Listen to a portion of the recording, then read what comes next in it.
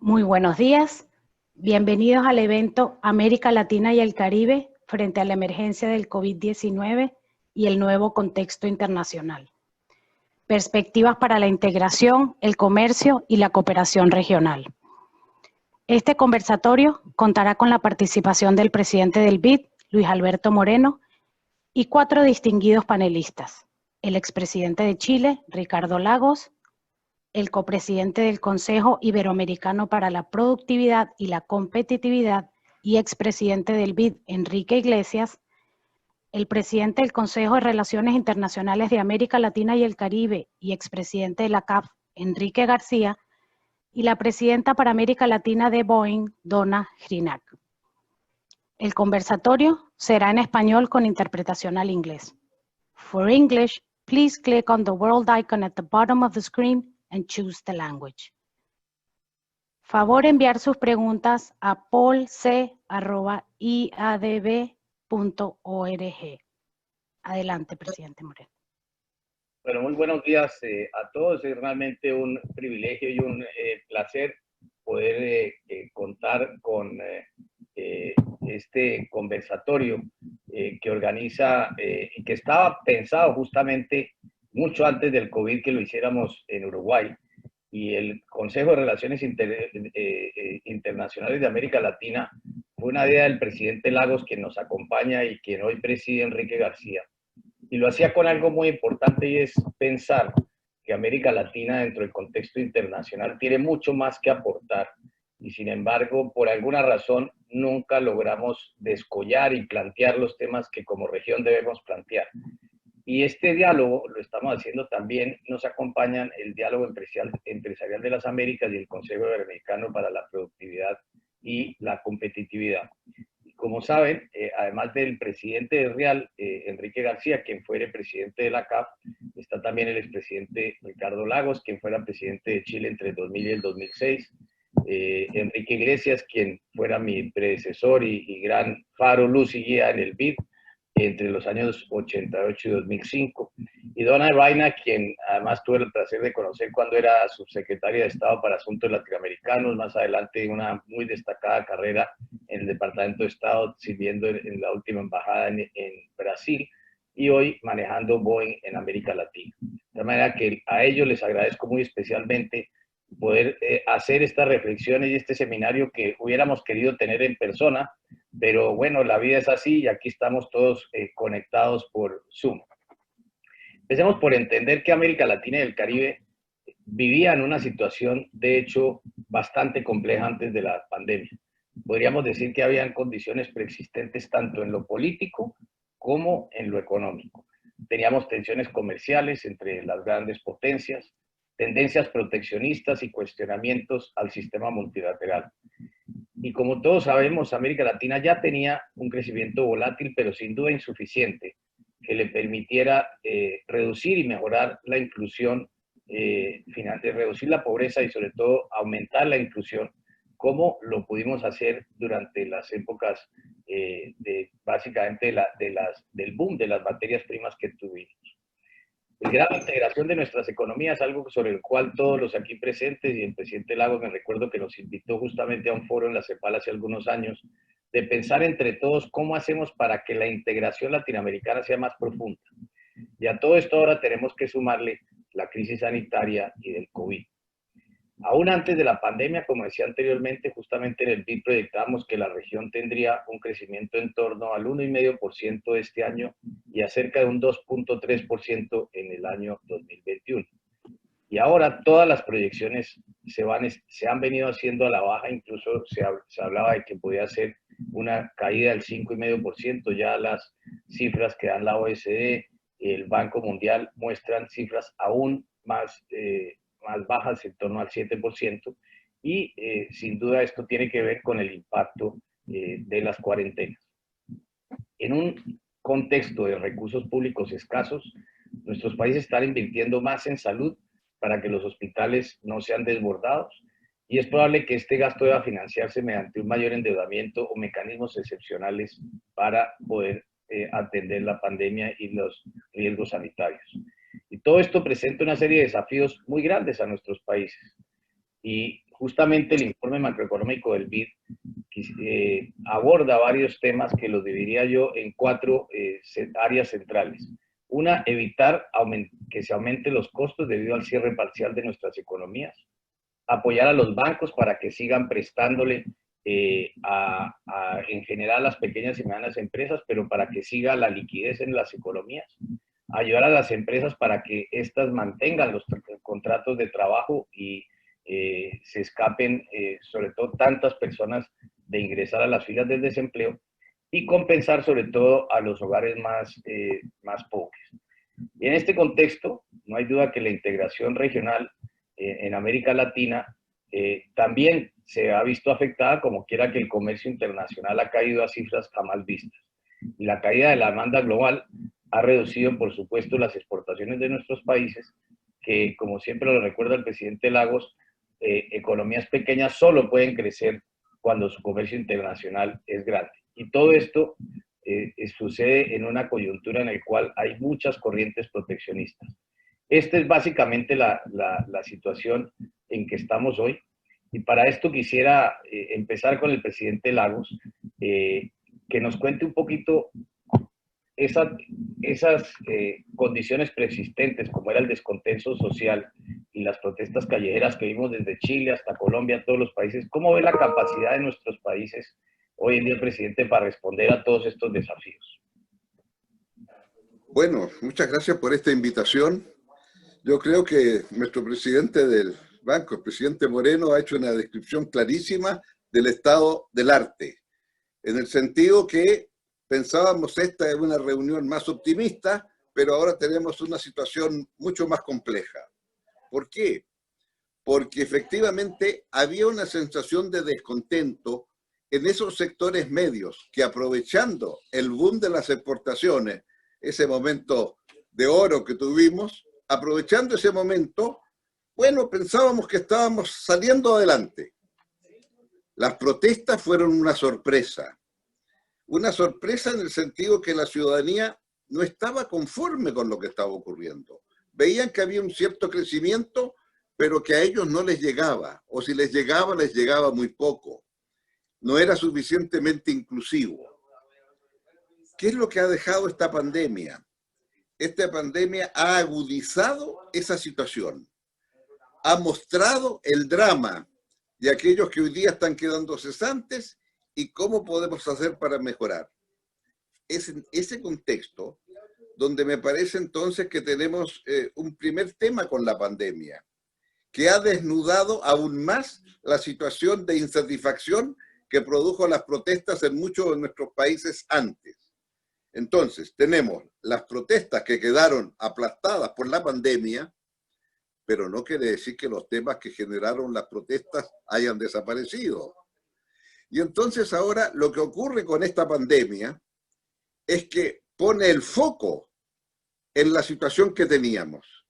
Si yo quisiera usar un símil, yo diría, esta pandemia ha puesto el foco de tal manera que una institución como Bloomberg, encargada de ponernos nota a los países, ha hecho un análisis muy crudo, diciendo, miren, aquí lo que pasa es que hay unas élites, gobernantes, ya sean empresariales, de gobierno, etcétera, pero que no han sabido escuchar lo que está pasando. Y nos plantea entonces un desafío muy grande. Y es aquí entonces donde, claro, de una parte la pandemia pone el foco en las dificultades que tenemos. Y la pregunta que uno se hace es, dado este foco, dado lo que estamos viendo, bueno, un ministro que dejó el cargo de salud y en un momento dijo, no tenía idea del nivel de hacinamiento que había en muchos lugares de Santiago. Esta declaración tan franca del ministro, bueno, no voy a decir cómo fue recibida, pero la verdad es que refleja algo el estado del arte. Entonces, la pregunta grande que hay ahora es, ¿y qué va a venir después? ¿Habrá ahora una capacidad de poder conectar con el descontento tan mayor que tenemos en las sociedades y empezar a tomar las medidas necesarias? Y aquí yo creo que podemos exagerar un poquito y decir, bueno, siempre se ha dicho que la crisis es una oportunidad. Bueno, ¿cuál sería la oportunidad hoy? La oportunidad hoy es que una vez que resolvamos el tema sanitario, que muchos países ya lo han resuelto bien en América Latina, y otros han sido ejemplares, como el caso Uruguay, una vez que resolvamos el tema sanitario, lo que vamos a tener enfrente es el desafío de cómo recuperar el crecimiento económico, cómo iniciar de nuevo el esfuerzo, porque aquí recientemente el presidente de nuestro Banco Central declaró que íbamos a retroceder 20 años, 20 años, y en consecuencia tenemos que recuperar. Bueno, es un gran desafío. Entonces, ¿qué es lo que yo creo que tenemos por delante como oportunidad? Vamos a tener que tener grandes inversiones. En mi país tenemos todavía espacio para endeudarnos y en consecuencia va a haber un endeudamiento grande. Pero ese endeudamiento grande obliga entonces a definir qué tipo de inversiones queremos. Y es aquí donde creo que está el meollo, porque vamos a necesitar inversiones distintas a aquellas que teníamos antes de la crisis y antes de la pandemia. En otras palabras, estamos en condiciones de decir, hagamos inversiones que pasen el test, por ejemplo, de el desarrollo de América Latina o del mundo hacia lo que Naciones Unidas llama el desafío del 2030. ¿Cómo queremos que sea el crecimiento del 2030? Un crecimiento inclusivo, un crecimiento sostenible en el tiempo, un crecimiento, etcétera, etcétera, etcétera. Ese crecimiento puede ser el tamiz por el cual pasemos todos los proyectos de inversión. Y si eso es así, entonces yo haría una percepción un poquito mayor de eso. Si todos nuestros países van a enfrentarse a ingentes cantidades para invertir y recuperar el nivel de crecimiento económico, podríamos convenir que para que esas inversiones se realicen, tienen que estar acorde a las definiciones del 2030 de la Estrategia de Desarrollo definida por Naciones Unidas. ¿Por qué lo digo?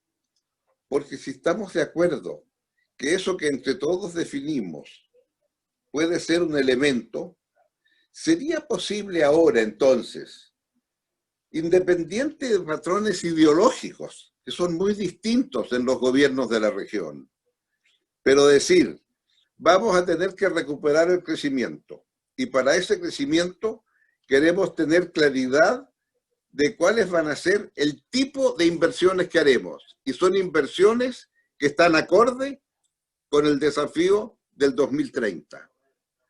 Si eso lo hacemos, creo que podríamos tener entonces entre los latinoamericanos una forma de abordar esta pandemia que desde el punto de vista sanitario esperamos que quede atrás y entonces concentrarnos en lo que viene hacia adelante, cuál va a ser la estrategia de crecimiento, cuáles van a ser los niveles de inversión. Y en eso yo creo que tenemos bastante que aprender unos de otros. Entonces, si he de concluir un poco esta introducción que me ha pedido el presidente del banco, digamos algo ahora sobre el banco. ¿Sería posible en el banco tener algún tipo de seminario sobre estos temas? ¿Cómo definimos un manual de cortapalos para las inversiones? ¿Por qué lo digo? Tengo una relación muy antigua, presidente, con el banco. Fui alumno de Felipe Herrera y después llegué a obtener un doctorado en Estados Unidos cuando Herrera se estaba haciendo cargo del BID. Me recuerdo haber estado en la casa de él, ahí en Georgetown, hablando de esto. Y escúcheme si digo algo a lo mejor poco adecuado. Ahí aprendí lo importante que era tener un banco para América Latina y el cómo se había llegado, porque le pregunté, porque él estuvo involucrado desde el comienzo. Y ahí aprendí también entonces que el banco estaría en Washington, porque ahí están las grandes entidades internacionales, en ese momento Fondo Monetario, que venían de Bretton Woods y Banco Mundial, y luego entonces un banco interamericano y también había otros bancos regionales. Y por eso entonces que la situación que hay ahora es un poquito incómoda, porque había un cierto entendimiento y me gustaría pensar que independiente de las elecciones que tenga que hacer el banco, igual va a haber una mirada de un banco que mira a América Latina. Y en ese sentido creo que tenemos que perseverar en lo que se ha construido en estos casi 60 años. Desde 1960 hasta ahora, 4 presidentes del BID, habla bien de América Latina, presidentes de largo plazo, para que puedan desarrollar su visión. Y usted, presidente, está terminando ese periodo de los 3 antecesores con la misma brillantez de los 3 antecesores. Y eso yo creo que es lo que debiéramos preservar hacia adelante. Y creo que en eso a lo mejor nos podemos hacer ahora un pequeño seminario de qué tipo de inversiones. Dos reflexiones finales. Si queremos hacer viviendas sociales, podemos pensar que en la vivienda social ahora, así como hay un espacio para la cocina, habrá un espacio de 2 metros por 2 metros para poder tener un computador y conectarse con el mundo para el trabajo a distancia. Y por lo tanto pasa a ser un requisito de las viviendas sociales de aquí en adelante. Bueno, esta posibilidad que tenemos ahora de estar conversando en Zoom. Segundo, es posible pensar también que vamos a poder tener nuevas fuentes energéticas, nuevas, como por ejemplo el hidrógeno. Y el hidrógeno nos plantea un otro tipo de desafío. En otras palabras, ¿es posible tener fibra óptica en la última milla y entender que eso es un elemento de la infraestructura tan importante como una autopista o una carretera? En suma, yo creo que el tipo de inversiones van a ser distintos. Y a lo mejor habría un gran paso adelante si pudiéramos tener un lugar donde debatir. Última reflexión. Esta crisis, que es enorme, mucho más grande que la crisis del 2008, solo comparable con la de 90 años atrás, la del año 29-30, esta crisis es una crisis que tiene una característica. En la del 2008 estaba claro dónde íbamos a discutir. El presidente Bush tuvo la claridad de decir, no me basta el G7, vámonos al G20. Y la pregunta ahora es, ¿y dónde discutimos esta crisis? Y creo que acá tenemos, como usted decía muy bien, una situación a nivel internacional en donde el mundo que se construyó de dar una gobernanza está dejando mucho que desear respecto de la gobernanza que podemos tener hacia adelante.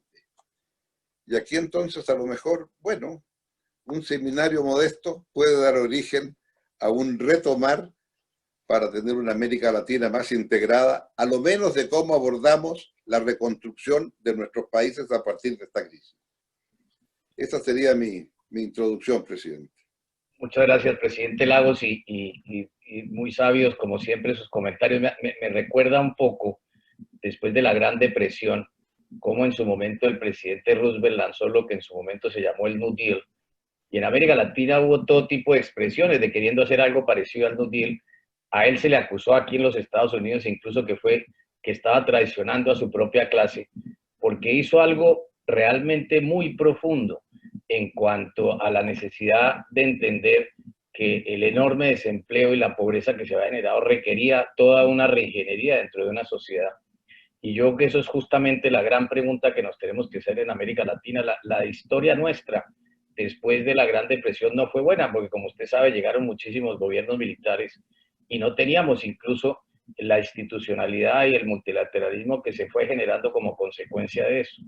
Y justamente eso quería hablar con Enrique Iglesias, quien su vida le ha dedicado fundamentalmente al multilateralismo, a la cooperación internacional.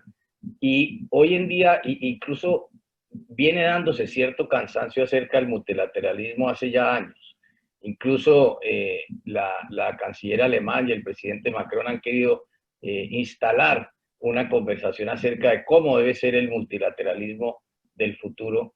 Y hace muy bien la pregunta el presidente Lagos, ¿a dónde vamos a ir todos y cómo vamos a encontrar esas maneras de cooperación para un continente como el nuestro que depende de tantas cosas y sobre todo la necesidad de que haya un multilateralismo fuerte que es el que en última instancia ha protegido mucho a Latinoamérica y le ha dado una voz en su momento? Enrique. Muchas gracias, presidente. Muchas gracias además por esta invitación y poder compartir con los amigos algún concepto sobre estas cosas que nos están preocupando tanto en estos momentos. La pregunta tuya sobre el multilateralismo me parece que es fundamental, porque es la constatación de que estamos en un verdadero cambio de época en el mundo. Cambio de época que significa simplemente que estamos entrando en un territorio desconocido y peligroso, y es un poco lo que está ocurriendo. Yo creo que cuando termina la Segunda Guerra Mundial, en el año 45, se abrió un largo periodo de los 80 años que nos distan de aquella fecha, que fue dominado por este concepto del multilateralismo. Las potencias vencedoras, sobre todo Estados Unidos, entendieron que la construcción de un mundo de paz debía hacerse por todos y que todos los países debían participar en ese diálogo, algunos más fuertes que otros, como el propio Estados Unidos, pero todos con el concepto de sostener la paz a partir del consenso y la acción colectiva. Esos 75 años, que son en el fondo los que corresponden a la vez, fueron, yo creo, los 75 años más fructíferos en la historia de la humanidad. En la historia de la humanidad. La producción en aquella época se multiplicó la población se multiplicó por 3, pero la producción se multiplicó por 12. Había 40% de pobres en el mundo. Hoy hay 10%, son muchos pobres porque hay mucha más gente, pero es así. Tuvimos además como elementos complementarios algo que todavía es mucho más impactante. La esperanza de vida en la época cristiana, en la época de Jesucristo, era 30 años. 2000 años después, fin del 45, subió a 45 años. Hoy están 75, es decir que la esperanza de vida que demoró 2000 años para crecer 15 años más de vida, en los últimos 75 años creció por 30. Ha habido problemas, por cierto, pero por ejemplo no hemos tenido ninguna guerra atómica, hemos tenido un montón, millones de muertos por los 3 temas que siempre dividieron a la humanidad, que es el problema de razas, de religiones y de nacionalismos. Las 3 cosas siempre nos han dividido y desgraciadamente nos siguen dividiendo. Entonces, ese fue ese periodo que está hoy en crisis, y está en crisis por muchos factores que la están condicionando. Primero de todo, por los defectos que han quedado en el camino. La desigualdad es un tema que conmueve, y hoy las clases medias están conmovidas en muchas partes del mundo precisamente por esto, porque no hemos sabido resolver debidamente el tema de la desigualdad. Este es uno de ellos. Otros problemas que aparecen, por otra parte, la conciencia de que hay un clima que hay que defender. En fin, estamos en presencia de un proceso de cambio importante, y la más importante de todas es que 2 grandes potencias, Estados Unidos y China, han tenido y tienen un desacuerdo fundamental sobre temas básicos como es el comercio, pero también como son los valores, como son la presencia de cada uno en el mundo. Es decir, que estos temas, este gran tema ha precipitado una crisis que hoy está arriba de la mesa y que es el preludio de un periodo de cambio. El multilateralismo tuvo grandes ganancias y de esa forma se creó esos 75 años que yo creo que fueron muy fructíferos. Hoy tenemos mucha más democracia que nunca ha tenido el mundo, mucha más situación de diálogo y sobre todo de comunicación. El año pasado, 1.500 millones de personas cruzaron la frontera. El 20% de la población se movió. Estos fenómenos, para absorberlos, realmente son muy importantes, y eso está provocando el desasosiego y sobre todo las distancias que se están creando entre estas 2 grandes potencias, que comienza por el comercio, sigue por la tecnología y espero que no avance más. Pero en todo caso, lo que quiero decir que ese es por qué hoy estamos preocupados, porque está produciéndose un cambio histórico en la experiencia de la humanidad.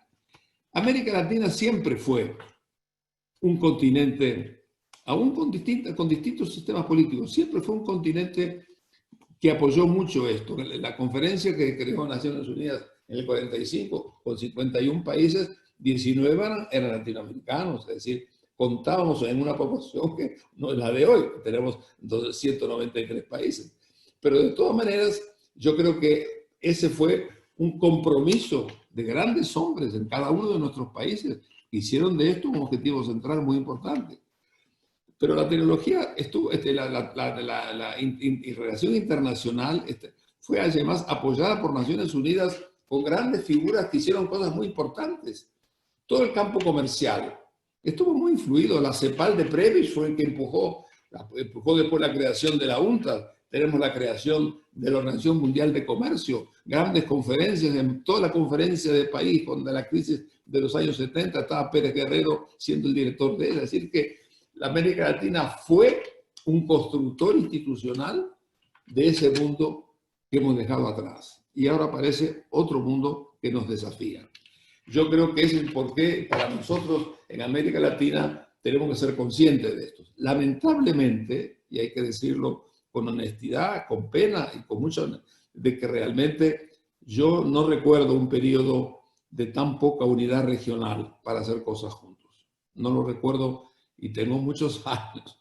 Yo creo que esto me preocupa muchísimo y me amarga porque realmente no se trata se trata de estar presente como hemos estado en el pasado, con una presencia constructiva, una presencia que permita aportar con las que hemos aportado. Y como digo, el gran campo del comercio ha sido ciertamente uno de ellos, pero muchos otros campos más del sistema multilateral tuvieron una presencia muy fuerte de las Naciones Unidas, de América Latina en las Naciones Unidas. De forma tal que hoy aparecen grandes peligros en el horizonte.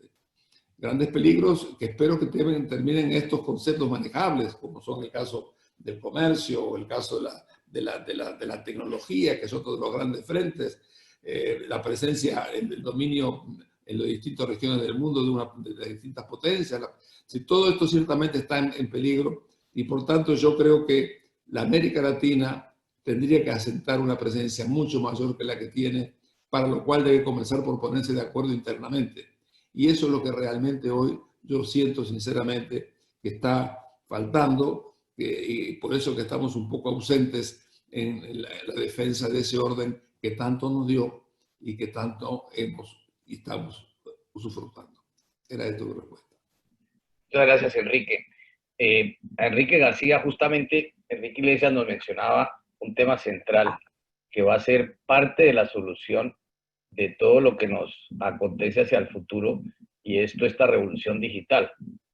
Y la pregunta entonces es si es posible lograr que este proceso de revolución digital, que más allá de los avances que trae, y que de hecho los hemos visto en primera mano en términos de productividad y de competitividad, sobre todo a través del teletrabajo, sean compatibles con los otros objetivos de cambiar grandes sistemas que nos permitan, por ejemplo, en educación o en salud, tener más inclusión social, más equidad y sobre todo más sostenibilidad ambiental, porque si bien es cierto que el COVID es algo que nos llegó de sorpresa, el cambio climático nos viene golpeando a la puerta hace rato. ¿Cómo ves eso, Enrique? Bueno, muchísimas gracias, Luis Alberto. En primer lugar, es muy grato poder tener esta reunión virtual que originalmente la íbamos a hacer en Montevideo, y tener a mis grandes amigos, a Ricardo, Enrique, a ti y a Donna, que es muy grato tenerla en este grupo. Comparto plenamente con todas las expresiones que ha dado Ricardo y Enrique y tú en la introducción de dónde estamos. Pero la pregunta es, bueno, esta pandemia, que es la más fuerte, el golpe para América Latina es tremendo, pero quisiera comenzar por señalar que lamentablemente en nuestra región, que si ustedes recordarán, en la década de los 60 era la región en desarrollo más próspera del mundo, con la mayor perspectiva. Y ahora, lamentablemente, hemos perdido importancia relativa. Otro detalle. Este milenio que comenzó con la bonanza más espectacular en materias primas, en precios, una serie de factores, funcionaban inclusive en el norte los acuerdos entre México y Estados Unidos. En esa temporada, los latinoamericanos hemos sido triunfalistas, seamos honestos. Hemos pensado que estábamos llegando al cielo y no hemos aprovechado suficientemente una etapa extraordinaria para hacer reformas estructurales de calidad que nos lleven a una transformación de un modelo tradicional de ventajas comparativas muy ligado a la volatilidad de los precios de las materias primas, en primer lugar, especialmente en Sudamérica, a un modelo de ventajas comparativas dinámicas y ventajas competitivas, con una transformación que nos permite insertarnos en otra realidad muy importante que no la sentíamos en la primera década de este milenio, que es la cuarta revolución industrial, que ha tomado un dinamismo enorme, especialmente a partir del año 2002. Esa es la realidad.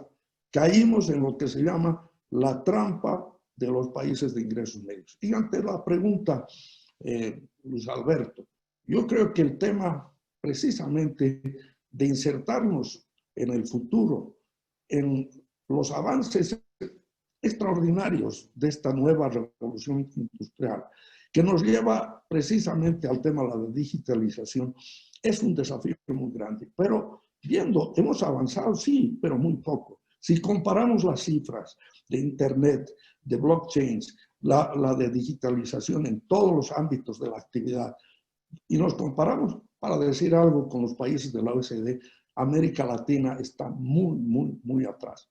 Bueno, pero ahora viene la pregunta. Este cambio, esta situación que ha sido descrita también, el carácter económico, la geopolítica y por otro lado el impacto humano, que es el más grave, el hecho de la gente que queda desempleada, el hecho de que los índices de equidad de América Latina, que ya manteníamos lamentablemente, la situación de ser la región del mundo con la peor distribución de la riqueza, eso se ha agravado. Entonces, ahora entramos en esta nueva fase. Podemos compatibilizar esto con los objetivos que, como bien señalaba Ricardo, que amplía el espectro en los objetivos del 2030.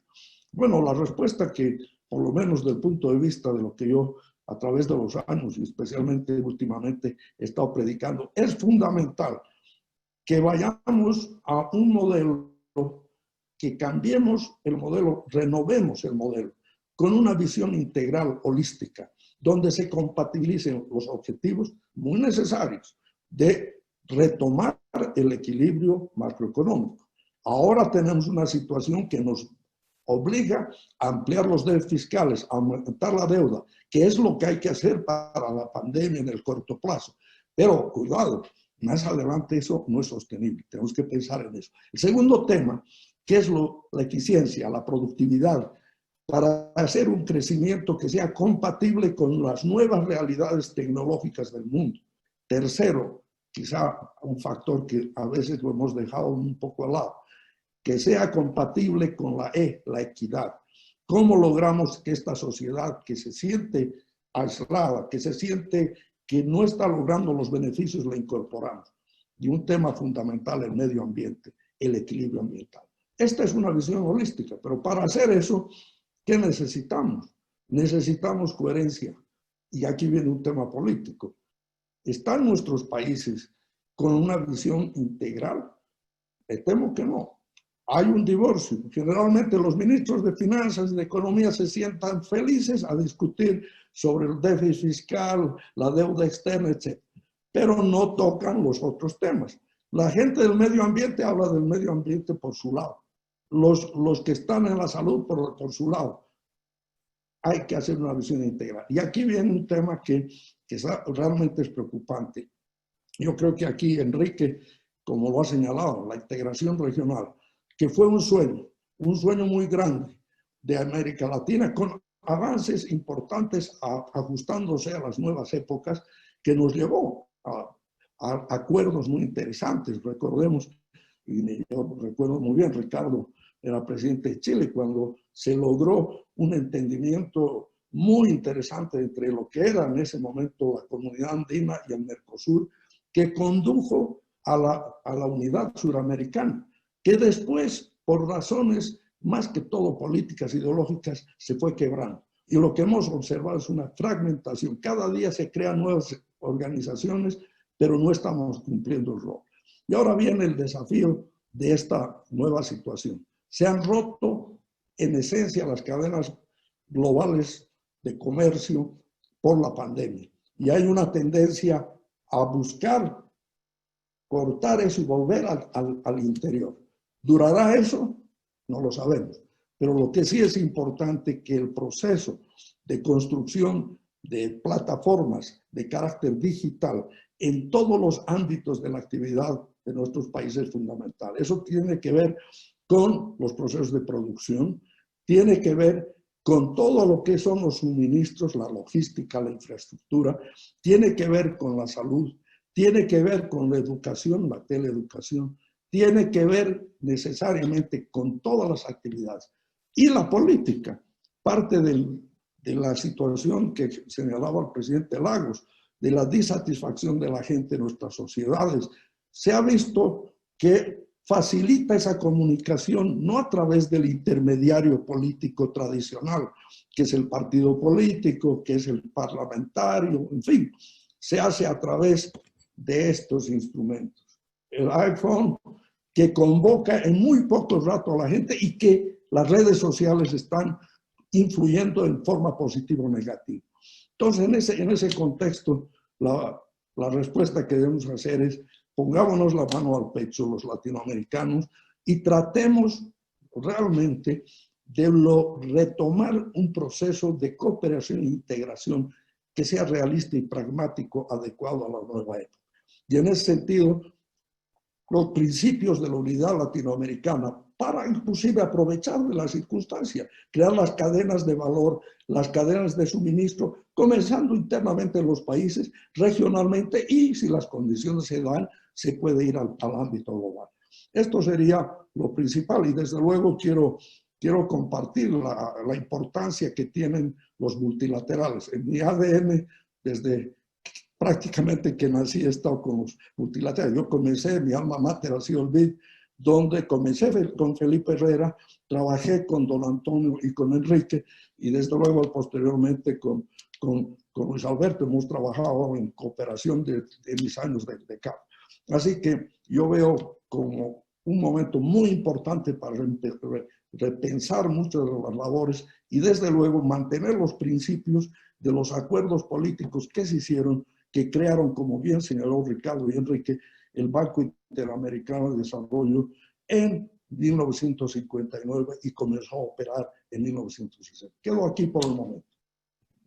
Muchas gracias, Enrique. Ahora quisiera pasar a Donald Reinach para hablar un poquito hablamos mucho de las transformaciones que se requieren, pero no hay duda de que una de las grandes transformaciones va a tener que darse desde el sector privado. Justamente veía una encuesta reciente que hizo la revista Fortune, en que encuestaba a los 500 presidentes de las grandes compañías del mundo, y básicamente lo que uno se encontraba allí era, primero, que no veían que iban a aumentar mucho los empleos, que no creían que salíamos de esta crisis antes de por lo menos 20 meses, y que claramente pues hay enormes dudas en cuanto a cómo dirigir la inversión y hacia qué lado. Entonces, Donna, ¿cómo ves la economía y el comercio mundial, sobre todo en el mundo post-COVID? Bueno, muchas gracias, presidente. Antes de todo, quisiera agradecer la invitación para participar en este panel con estas figuras tan distinguidas del hemisferio, admirables y bien admirados, y que son, no voy a decir amigos viejos, sino amigos de hace mucho tiempo. Y especialmente una honra participar por ser la única mujer y también la única latina por corazón. Bueno, yo creo que los colegas aquí han dado perspectivas bien amplias sobre los desafíos que está enfrentando nuestra región y también algunas ideas muy bien pensadas sobre los pasos que deberíamos de tomar para el futuro. Yo quisiera enfocar especialmente en mi sector, en el sector de la aviación comercial, como ejemplo de un sector que puede ser un motor fuerte para la recuperación de las economías de nuestra región y también global. Y lo que tendríamos que hacer para asegurar que esto acontezca. Primero, la aviación comercial puede ser un motor porque ya desde hace muchos años ha estado contribuyendo mucho a las economías de los países de nuestra región. Y no importa el tamaño del país ni la sofisticación de la economía. En Brasil, por ejemplo, según las estadísticas de IATA, que es la Asociación Internacional de Transporte Aéreo, la aviación comercial apoya en Brasil 839,000 trabajos y contribuye anualmente 18.8 billones de dólares, que sería una contribución de 1.1% al Producto Bruto Nacional. Y al otro lado, en una economía mucho más pequeña, en la República Dominicana, esta industria contribuye 9 billones de dólares anualmente, que sería 12.5% del Producto Nacional. Hasta en los Estados Unidos es una industria que contribuye 9.3 millones de trabajos y 400 al Producto Bruto Nacional. Estos incluyen los flujos de comercio, de inversiones, de turismo, todos ligados al transporte aéreo. Entonces, no solamente la sobrevivencia del sector, sino su salud sustentable durante los años futuros, tiene implicaciones profundas para la salud y la recuperación de nuestras economías. La noticia buena es que el sector siempre se ha probado muy resistente. En los últimos 50 años, durante guerras, otras pandemias, caídas económicas, la industria siempre se ha recuperado rápidamente y también más fuerte que antes del evento. Pero también hay una noticia mala, y yo creo que esta es una noticia que afecta a todas las industrias, todo el sector privado, es que esta crisis de la coronavirus es una crisis verdaderamente global. No hay ninguna región que se escapa. En las otras crisis, las guerras han afectado más al Medio Oriente. La pandemia de SARS más impactó a Asia. Aquí no hay ninguna región que está compensando por las caídas en las otras. Es un fenómeno global. También en nuestro sector los ingresos han caído de una manera mucho más fuerte que en otras crisis. Después del 11 de septiembre, por ejemplo, los ingresos cayeron 20%. Con la pandemia de SARS, los ingresos cayeron 12%. Esta vez, increíblemente, los ingresos al sector de la aviación comercial, que nos conecta por negocios, por familias, por turismo, por culturas, han caído 95% desde el año pasado. Esto es porque las intervenciones de los gobiernos son tan importantes y la colaboración de todos los sectores de la sociedad. Muchos de los gobiernos de nuestra región reconocen la esencialidad de la industria y han autorizado más flexibilidad en algunas operaciones del sector.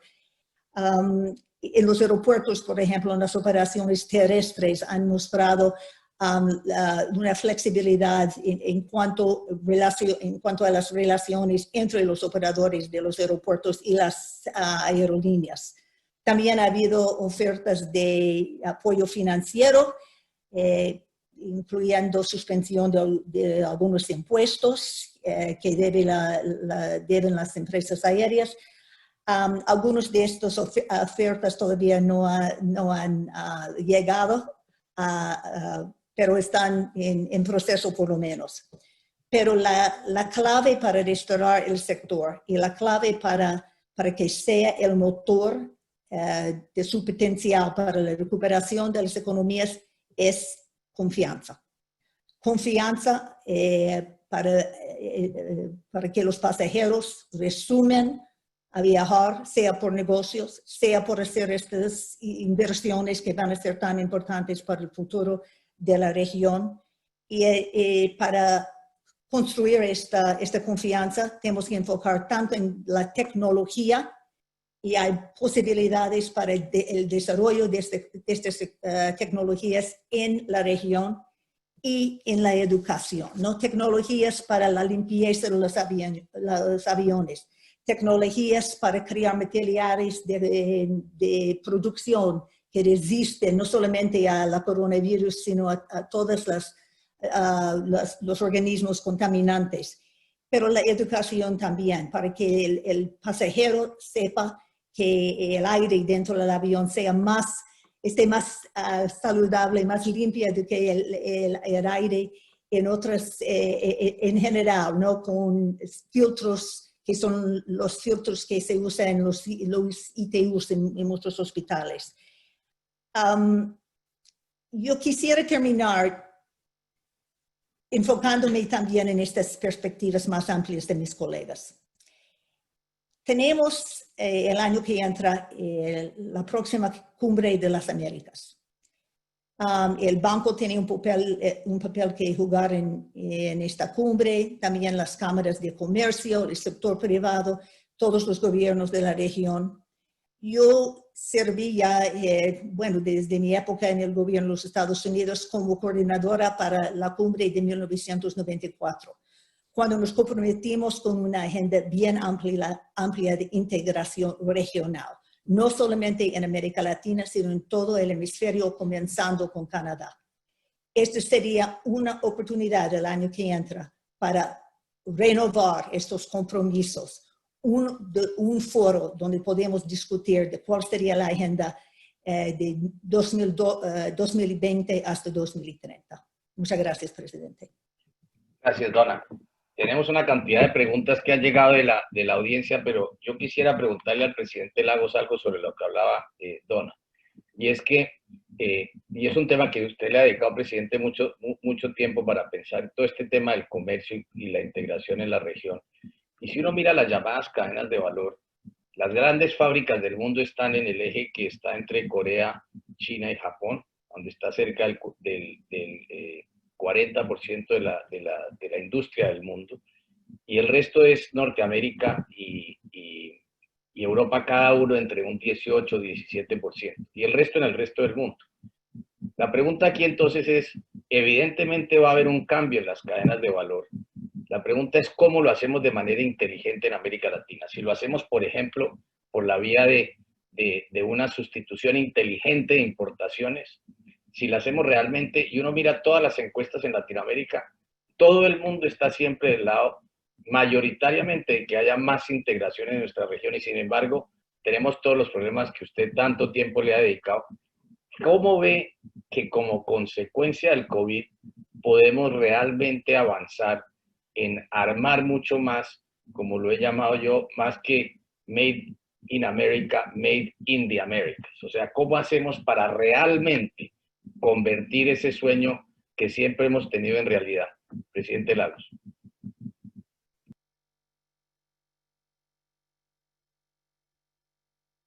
Tiene que unmute, presidente.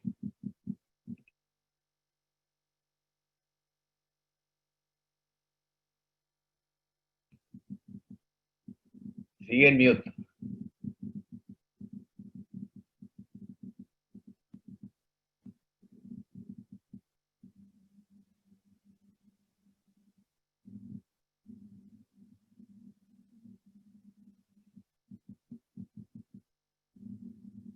Silenciado. Ahora sí, ahora sí. ¿Sí? Me habían silenciado, pero quiero intentar, porque creo que la pregunta es muy directa y muy concreta, porque me temo que o somos capaces de iniciar algunos proyectos comunes en la nueva economía que emerge entre los países, o si no, nos vamos a dedicar a competir entre nosotros por quién da mayores facilidades para que venga la inversión extranjera a nuestros países. Quiero poner un ejemplo, que no lo he conversado prácticamente con nadie, pero que me surge simplemente de ver la realidad.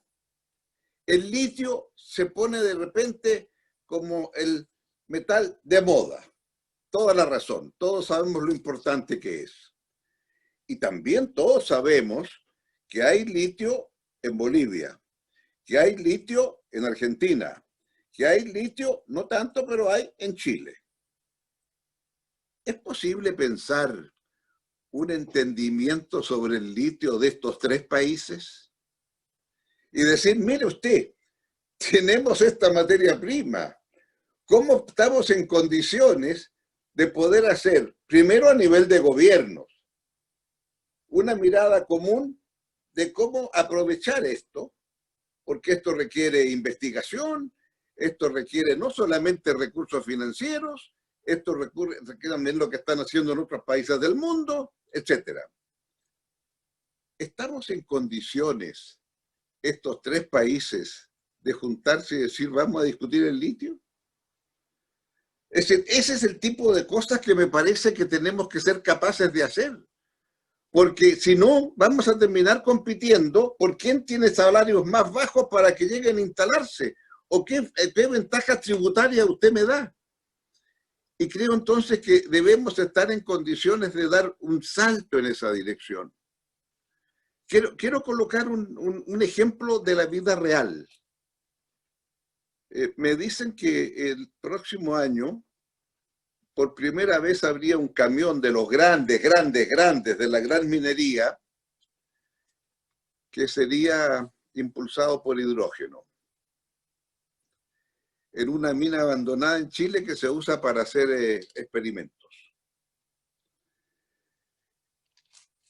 Ese sería seguido después, porque esos camiones de la gran minería, esos que tienen una rueda del tamaño de una persona, gasta entre 1.000 y 1.500 litros de diésel por día. Si usted ese diésel que tiene que transportar y qué sé yo hasta la mina, lo transforma, y si la mina está en el norte de Chile, con la radiación solar que hay, que es la más grande del mundo, usted podría en consecuencia producir el hidrógeno al lado del camión que tiene que cargar. Y por lo tanto tiene unas características de otra envergadura. Esas son realidades que están en proceso. ¿Cuántas de esas realidades tenemos que podríamos tomar? Por cierto, esto lo hacen los privados. Hay 3 empresas que están interesadas en esto en este momento, porque se dan cuenta de lo que significa. Porque una vez que usted llega a un cobre verde, ese cobre verde deja de ser una commodity y pasa a tener otro precio. Pequeña novedad para un país como Chile que tiene puro cobre. Y si a ese cobre verde, una vez que tiene el sello, usted entra a reciclarlo, bueno, el aluminio usted lo recicla 98% y lo vuelve a utilizar como aluminio. El cobre se vende como chatarra una vez que lo utilizó. O sea, los 80 kilos de cobre que lleva un automóvil Tesla, porque los automóviles normalmente tienen 40 kilos de cobre, aquí son el Tesla eléctrico que requiere más. Bueno, eso es una chatarra que se bota. ¿Qué pasa si ese cobre verde deja de ser chatarra y se puede reciclar íntegramente? Bueno, no es muy bueno porque el cobre tendría muchos usos, ¿no? Muchos reusos. Pero desde el punto de vista de cambio climático, caramba, que es importante. Entonces, estamos en condiciones de generar, a partir de estos ejemplos, en donde los países seamos capaces de agregarnos valor entre nosotros por lo que podemos hacer. Y aquí habría una forma entonces específica. Y es aquí donde me parece que requerimos la ayuda de una entidad como el Banco Interamericano y otras entidades similares, porque en el fondo se trata de cómo hacemos cadenas de valor entre países, cooperativamente y no disputando quién es el capaz de generar las mejores condiciones para que alguien se instale en un país. Y este yo creo que es el tema central que habría que abordar ahora, porque normalmente son inversiones nuevas en ámbitos que desconocemos, pero que falta mucho todavía para poderlo aterrizar. La última pregunta que yo haría sería, ¿cómo somos capaces de ahora, por ejemplo, de avanzar en otros ámbitos? Y esos otros ámbitos tienen que ver, aprender un poquito. ¿Qué vamos a hacer en materia de igualdad o desigualdad? ¿Y cómo vamos a ser capaces de tener nuevos sistemas tributarios? Porque aquí lo que ha ocurrido, y vuelvo a algo de la pregunta anterior, que las redes digitales son una realidad que está ahí, pero las redes también exigen ser escuchadas. Y hay un debate pendiente. ¿Cuáles van a ser las instituciones políticas que, sin dejar la democracia ser una realidad representativa, por definición la democracia es representativa, por definición usted elige representantes, también tiene que ser una democracia que sepa escuchar? Y la gran pregunta, ¿qué instituciones políticas van a existir que aprende uno a escuchar a la ciudadanía? Muchas veces las miradas se van a dirigir a Uruguay. ¿Sabía usted que en Uruguay la ciudadanía puede derogar una ley que apruebe el Congreso uruguayo? Si un número de gente quiere derogar esa ley, porque está mala, se equivocaron los parlamentarios. Ahora, tiene claro una exigencia esa ley, que los que voten para derogar la ley tiene que ser un número mayor de ciudadanos que los que votaron para elegir a esos parlamentarios. ¿Ah? ¿Verdad? No es llegar y decir, hago un plebiscito y los dos. O sea, hay modalidades por las cuales usted aprende a escuchar. Y en consecuencia hay formas de poder hacerlo. Y yo creo que ese tipo de cosas también son muy importantes para lo que viene, porque todos sabemos el rol que juegan, muy positivo o tremendamente negativo, las redes sociales. Y aquí entonces hay que también que tomar medidas en ese contexto, de temas más políticos. Y allí también es otro ámbito en donde los países latinoamericanos podemos intentar avanzar entre nosotros. En suma, creo que los procesos de integración entre nosotros pueden estar al alcance.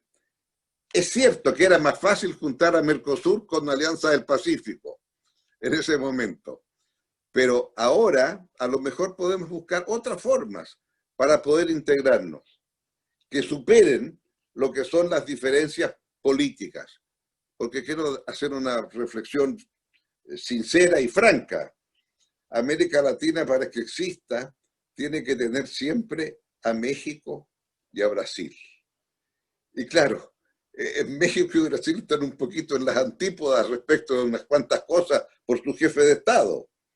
Y por lo tanto, ¿cómo buscamos elementos comunes que nos permitan entonces avanzar de una manera distinta en un proceso de integración? Y creo que esta crisis y cómo salimos de ella nos puede dar áreas concretas para planteamientos en común.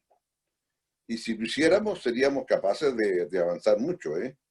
Vuelvo a mi teoría de Bolivia, Argentina y Chile con el litio, sería un buen ejemplo para el resto de la región. Países que muchas veces, por estar tan cerca, tenemos algunas dificultades. Pero lo dejaría hasta ahí. Muchas gracias, presidente. Justamente eso me recuerdo esa iniciativa suya que tenía acerca de valor minero, que es una cosa que uno se sorprende. Entre Chile y Perú hay algo así como el 40% de la producción del cobre del mundo.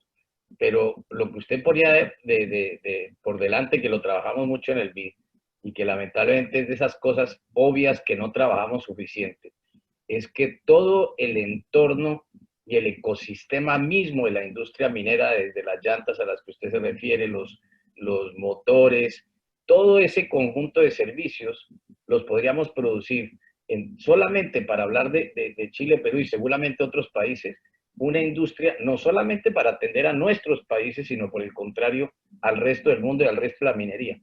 Ese es el tipo de cosas que yo creo que vamos a tener que pensar con mucha seriedad, y sin duda ese foro al que usted hacía referencia, lo vamos a invitar porque estamos armando algo muy alrededor del tema de lo que son, lo que debe ser el nuevo contrato social.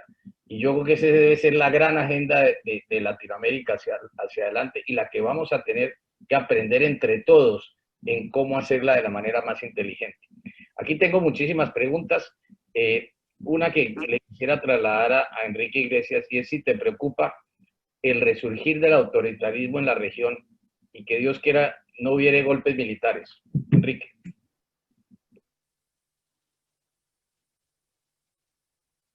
Tienes que unmute, Enrique.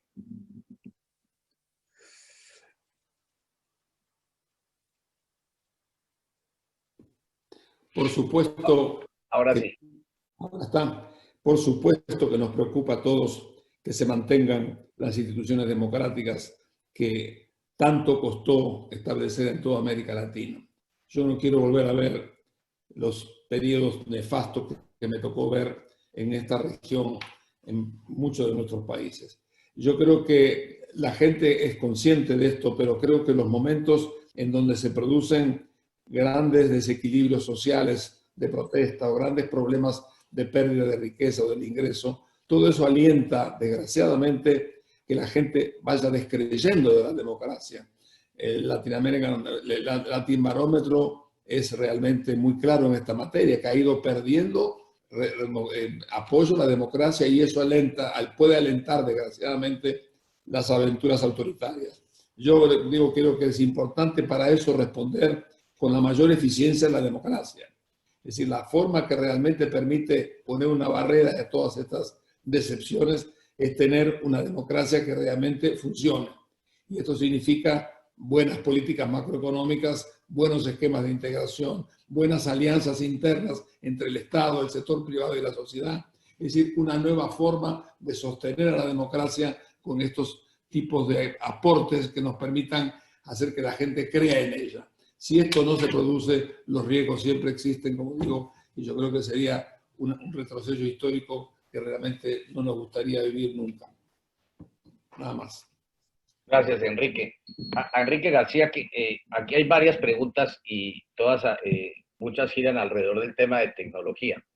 Y en esencia es esto, o sea, los países y todo el mundo tuvo a la fuerza que hacer teletrabajo, pero sin embargo hay muchísimas diferencias en la región. Hay capitales que tienen buen acceso a banda ancha, pero hay zonas rurales al lado de las capitales en que es muy mala la calidad de las señales. La pregunta es si anticipas que los países dediquen más atención a este tema una vez que pasen los efectos más dramáticos de la pandemia. Bueno, indudablemente el hecho de que esta pandemia nos ha dado una clara señal de que todo lo que estamos haciendo este evento, por ejemplo, que normalmente si lo hacíamos en Montevideo hubiéramos tenido, digamos, 80 personas, resulta que se han inscrito a 1000, creo que en este momento hay como 600 que están integradas.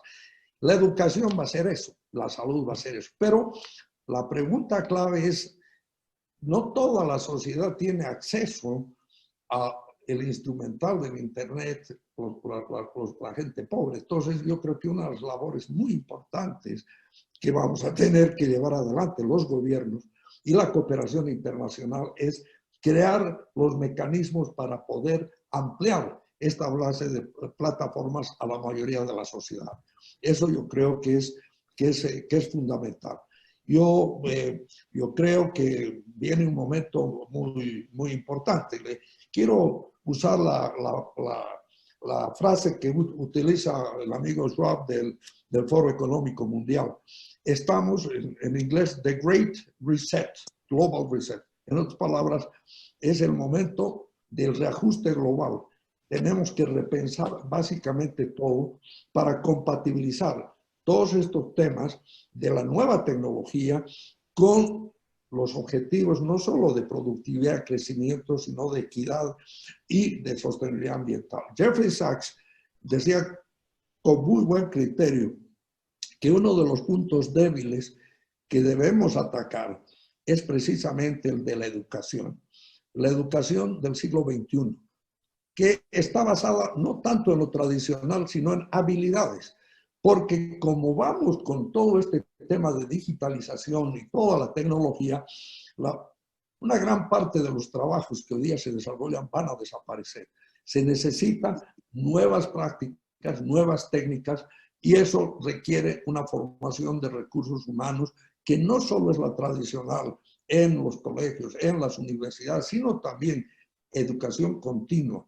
Es admirable cuando uno va a los países asiáticos, por ejemplo, va a Singapur, va a la China, va a Corea, inclusive a Vietnam, y ve esa formación de recursos con ese criterio moderno. En ese tema yo señalaría ese punto. Muchas gracias, Enrique. Donna, hablando de aviación, y tú ponías unos ejemplos muy claros de lo que significa en Latinoamérica, yo me recuerdo haber visto proyecciones que hablaban de que en los siguientes 15 años América Latina necesitaría cerca de 3.000 nuevos aviones. Vimos cantidades de casos de gente que anteriormente nunca había andado en un avión por cuenta de las aerolíneas de bajo costo, empezaron a viajar y por el efecto de las clases medias en la región. Y sin embargo vemos ahora dos líneas muy importantes que están en el capítulo 11. ¿Qué va a pasar con las aerolíneas en Latinoamérica que son fundamentales para nuestra integración? ¿Cómo ves eso avanzando? Que no es un caso único, ciertamente, de Latinoamérica, lo estamos viendo en todas partes, pero indiscutiblemente para América Latina habíamos construido un conjunto de aerolíneas muy importantes de clase mundial que nos permitían a todos conectarnos entre sí. Donna. Sí, este iba a ser un año muy importante para la entrega de aviones nuevos para las aerolíneas en América Latina, y obviamente vamos a tener una situación muy diferente de lo que prevíamos hace un año. Algunos de estos clientes, de estas empresas, son buenos clientes de Boeing, obviamente, entonces es una situación que quisiéramos corregir más rápido posible, y que requiere la colaboración no solamente de nosotros dentro del sector, sino también de los sectores afectados por la caída de esta industria. Entonces necesitamos ayuda de las asociaciones de hoteles, de agencias de viajes, de cámaras de comercio y obviamente también de los gobiernos, ¿no? Es una situación, como dice el presidente, que está afectando muchos sectores, que ningún sector puede operar aisladamente en la recuperación de la economía.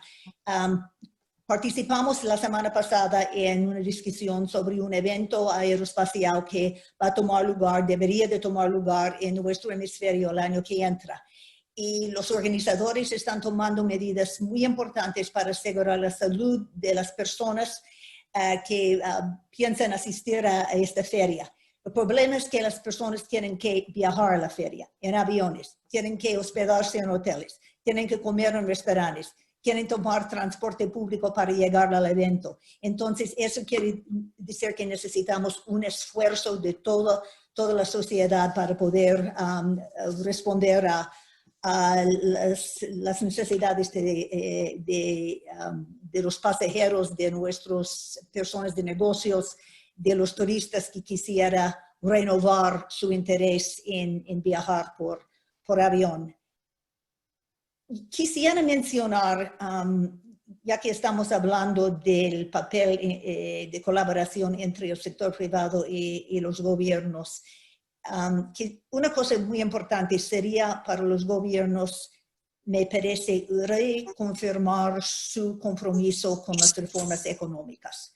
Obviamente hay que tomar medidas extraordinarias ahora, pero no podemos dejar que estas medidas extraordinarias distorsionen el avance que las economías estaban haciendo con respecto no solamente a las macro reformas, sino especialmente a los micro reformas que andaban en proceso. Estas reformas nos van a ayudar mucho en tratar de los grandes problemas de inequidad que tenemos. Y como menciona muy bien Enrique García, incluye hacer inversiones en educación y salud, ¿no? Mi gran preocupación con esta pandemia cuando trata de la aviación civil, cuando trata de educación o cualquier otro sectores que está siendo muy afectada, es que no vamos a aprender nada, que vamos a repetir los mismos errores. Y tenemos otros desafíos tan grandes y no más grandes como los cambios climáticos. Entonces, hay que tomar este momento como un momento único en nuestra historia. Se decía que para la generación de mis papás, su gran momento fue la Segunda Guerra Mundial y ellos respondieron siendo la generación, la gran generación. Este es un desafío para nuestra generación. ¿Cómo vamos a responder? ¿Vamos a repetir los mismos errores? ¿Vamos a perder esta oportunidad? ¿O nosotros como líderes en la región vamos entonces a hacer los cambios necesarios? Liderazgo. No hay nada más importante en este momento que liderazgo en la región, incluyendo en mi país. Gracias, Donna. Esta es una pregunta que llega para el presidente Lagos, que esencialmente se pregunta acerca de los temas de corrupción y sobre todo con toda la enorme inversión pública que van a tener que hacer los gobiernos en estos años. ¿Cómo piensa que los estados deben intervenir para resolver esta situación que va a ser determinante para el éxito de estas medidas? Presidente Lagos. Bueno, yo creo que ese tal vez es uno de los temas más complejos que hay que abordar. Porque el tema de corrupción abarca prácticamente todas las esferas de una sociedad. Y en ello entonces, ¿cómo establece usted los niveles de transparencia para volver a recuperar la credibilidad? Y corrupción entonces no es solamente el acto de cohecho de comprar a un funcionario. ¿Cuáles son los niveles de transparencia que tenemos en el ámbito público y en el ámbito privado? ¿Y en qué medida estamos en condiciones de adelantarnos a los hechos? Y aquí yo creo que hay que tener un ente autónomo, independiente, tanto del Ejecutivo, del Legislativo e incluso del Judicial. ¿Cómo somos capaces de tener un componente ético en materia de transparencia? Y aquí debiéramos establecer cuáles son las normas y quiénes son los encargados de abordar aquello. Porque el tema de la transparencia en una licitación internacional o el tema de la competencia entre 2 o 3 empresas o la colusión entre 2 o 3 empresas. Y ahí hemos tenido avances y retrocesos, no es tema fácil. ¿Qué hacemos con aquel que denuncia la colusión porque era parte de la colusión? ¿Lo eximimos del pecado o el que lo denuncia también va preso? Entonces nadie lo denuncia. Es decir, este es el tipo de tema que es muy fácil aplicarlo en el escritorio, pero en el mundo real es infinitamente más complejo. Y aquí yo creo que algo muy importante también tiene que ver con el propio sistema internacional, porque el tema del lavado de dinero ha avanzado enormemente porque ahora hay un nivel de integración mayor en el sistema bancario internacional y todavía queda mucho por avanzar. Todo el tema de los paraísos fiscales, que todavía existen. Se ha avanzado mucho, pero todavía existen. Ahora, ¿para qué decir el tema de corrupción y narcotráfico? Y que es tal vez de los temas más complejos de combatir. Chile tenía un sistema financiero bastante abierto. Bueno, precisamente porque teníamos un sistema financiero bastante abierto, de repente nos encontramos con que estaban usando el sistema financiero chileno como mecanismo para cambiar de algunos lugares a otros cantidades de dinero. Es decir, lo que suponíamos que era algo adecuado, tener un sistema lo más amplio posible desde el punto de vista financiero, termina siendo un elemento que atrae a un mundo narcotraficante para el lavado de dinero. Entonces, estas son las cosas que hacen la necesidad en este ámbito de tener un grado de gobernanza global muy grande, porque es en la forma de la gobernanza global como podemos determinar cuáles son los elementos más importantes. el que ahora no sea posible una transferencia de A a B sin que pueda explicar usted los fondos de A que está trasladando a B y cuál es la razón de aquello.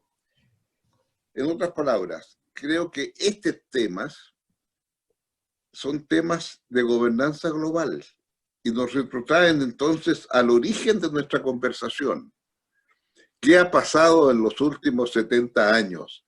Desde la gobernanza que se establece después de la Segunda Guerra, con la creación de Naciones Unidas y lo que nos comentaba Enrique de nosotros, 19 en 51 países, y la gobernanza global que tenemos ahora, que digámoslo francamente, el retroceso en los últimos años ha sido muy grande. Y entre ese retroceso grande en gobernanza global y el tema de la corrupción y colusión, que son temas transnacionales, una cosa es combatir al interior del país y otra cosa es el tema transnacional. Y por lo tanto, aquí entonces uno echa de menos aquellos elementos de un mundo cada vez más global, pero a su vez este mundo cada vez más global tiene menos instituciones globales para poder ordenar esa gobernanza. Y por lo tanto, yo creo que este es un gran desafío, porque ¿cuáles son los grandes temas globales entre cambio climático, entre necesidad de sostenibilidad, entre necesidades de combatir el narcotráfico y la necesidad de combatir otros elementos propios de temas globales que ningún país por sí solo puede resolver? Y sin la otra parte de la oración, y sin la participación de determinados países grandes, tampoco se van a resolver. Y por lo tanto, esos países grandes también tienen que formar parte de la gobernanza global. Y creo que este es un tema muy complejo, porque la corrupción, en definitiva, es un tema transnacional propio de la globalización que lo incrementa. O sea, una cosa es combatir la colusión o la corrupción que hay al interior de nuestras sociedades, y otra cosa es entre las sociedades. Y entonces, este es un caso típico de gobernanza global indispensable.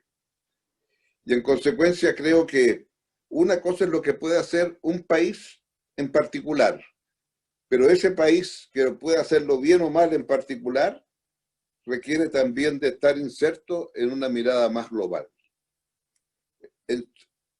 Para ponerlo en términos simples, ¿cuáles son los grandes temas globales hoy que tienen que resolverse a escala global? Y los podemos indicar, este. Muy bien. ¿Dónde lo vamos a discutir? Antes decíamos, temas de seguridad internacional, Consejo de Seguridad. Hace mucho tiempo que el Consejo de Seguridad dejó de cumplir ese rol y se recurre por otros lados. En temas económicos terminó siendo el G20 el ente adecuado, que surgió al margen de cómo lo podíamos entender históricamente. En suma, el tema de corrupción es un tema que debe estar en la agenda global. El tema es dónde colocamos la corrupción en la agenda global para ir a discutir. Porque individualmente cada país puede hacer mucho, pero no es lo suficiente. Muchas gracias, presidente. A Enrique Iglesias, como todos saben, fue canciller del Uruguay cuando la famosa Ronda Uruguay, que dio a lo que eventualmente fue, digamos, la semilla de la creación de la OMC. Y ahora la OMC está, según la pregunta de todos, en una crisis no ajena a la del multilateralismo. ¿Cómo ves el futuro de la OMC? Y quiero simplemente decirle a Enrique, una de las cosas fascinantes de estos Zoom es que llega un momento en que se acaban, tenemos 9 minutos y nos desconectan a todos. Entonces, adelante, Enrique. Muy bien, Luis Alberto. La verdad que la evolución de la creación de la Organización Mundial de Comercio empezó en el año 1947. Toda la gran estructura multilateral funcionó, se creó el Consejo de Seguridad, la Asamblea General, el Fondo Monetario, el Banco, Pero el comercio falló porque no había capacidad de ponerse de acuerdo en el tema comercial, que es un tema muy complejo. En la competencia internacional eso es un tema realmente... Duró del 47 hasta el año 1985. Uruguay fue en ese entonces presidente de la ronda del GATT para crear una Organización Mundial de Comercio.